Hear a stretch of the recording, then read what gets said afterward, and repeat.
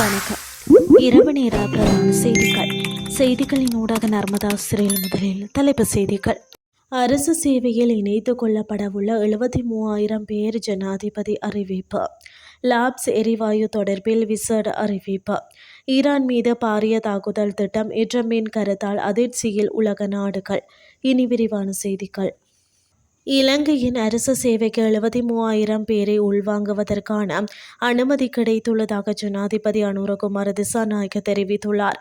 அனுராதபுரத்தில் நேற்று நடைபெற்ற ஜனாதிபதி தலைமையிலான கிமிகம பூரண அளிப்பு பத்திரம் வழங்கும் நிகழ்வில் கலந்து கொண்டு உரையாற்றும் போதே அவர் இதனை குறிப்பிட்டார். அத்துடன் 23,000 ஆசிரியர்கள் நியமிக்கப்பட உள்ளதாகவும் சுட்டிக்காட்டிய ஜனாதிபதி காவல்துறைக்கு 10,000 பேரை இணைத்துக் கொள்ள இருப்பதாகவும் தெரிவித்தார். இங்கு தொடர்ந்தும் கருத்து தெரிவித்த ஜனாதிபதி வறுமையை ஒழிக்க வேண்டும். வறுமை என்பது சமூக அவலமாகும். பொருளாதாரத்தின் நன்மைகள் மக்களை சென்றடைய வேண்டும். அரசு ஊழியர்களின் சம்பளத்தை அதிகரித்தோம். இந்த வருட சம்பள அதிகரிப்பிற்கு 11 கோடி ஒதுக்கியுள்ளோம். டித்வாவிற்காக மேலும் 50,000 கோடி ரூபாய் ஒதுக்கினோம். இழப்பீடு வழங்கும் தொகைகளை அதிகரித்தோம். இதற்காக பணம் அச்சிடவில்லை. திரைசேரியில் இருக்கும் நிதியே பயன்படுத்தப்பட்டன.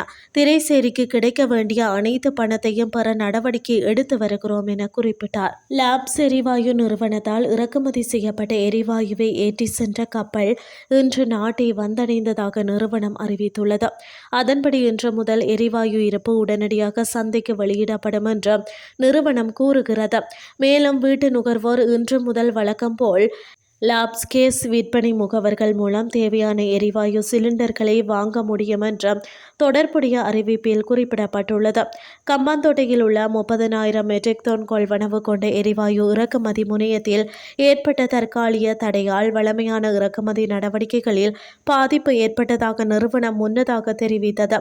உள்நாட்டு தேவையை பூர்த்தி செய்வதற்காக சர்வதேச விநியோகத்தர்களுடன் இணைந்து எரிவாயு கப்பல்களை நேரடியாக கொழும்பு துறைமுகத்திற்கு திசை திருப்ப மாற்றி ஏற்பாடுகள் செய்யப்பட்டதாகவும் கூறப்பட்டது. இனி வெளிநாட்டு செய்திகள். அமெரிக்கா சிறிது நேரத்திற்கு முன்பு ஈரானில் பெரிய போர் நடவடிக்கைகளை தொடங்கியதாக அந்நாட்டு ஜனாதிபதி டொனால்ட் ட்ரம்ப் அறிவித்துள்ளார். ஈரானிய ஆட்சியின் உடனடி அச்சுறுத்தல்களை நீக்குவதன் மூலம் அமெரிக்க மக்களை பாதுகாப்பதே எங்கள் நோக்கம் என தெரிவித்துள்ளார். மேலும் ஈரானில் உள்ள ஏவுகணைகளை இல்லாமல் செய்வோம் என்றும் கூறியுள்ளார். இதில் மிக பாரிய தாக்குதல் திட்டம் வடிவமைக்கப்பட்டுள்ளதாகவும் ட்ரம்ப் தெரிவித்துள்ளார். இது மிகவும் கடினமான பயங்கரமான மக்களின் ஒரு தீய குழுவாகும் என்று ட்ரம்ப் தனது ட்ரூத் சோசியல் கணக்கில் வெளியிடப்பட்ட காணொலி ஒன்றை வெளியிட்டு கூறியுள்ளார். மேலும் அணு ஆயுத பயன்பாட்டை இல்லாது செய்வோம் என்றும் அமெரிக்க இராணுவத்தின் பலத்தை ஈரான் இதன் பின்னர் விளங்கிக் கொள்ளும் என்றும் சுட்டிக்காட்டியுள்ளார். எனினும் தாக்குதல்கள் இஸ்ரேலுடன் இணைந்து நடத்தப்படுகின்றன என்பதை அவர் குறிப்பிடவில்லை. இத்துடன் செய்திகள் யாவும் நிறைவடைகின்றது. அடுத்து காலை 8:30 எதிர்பாருங்கள். நன்றி.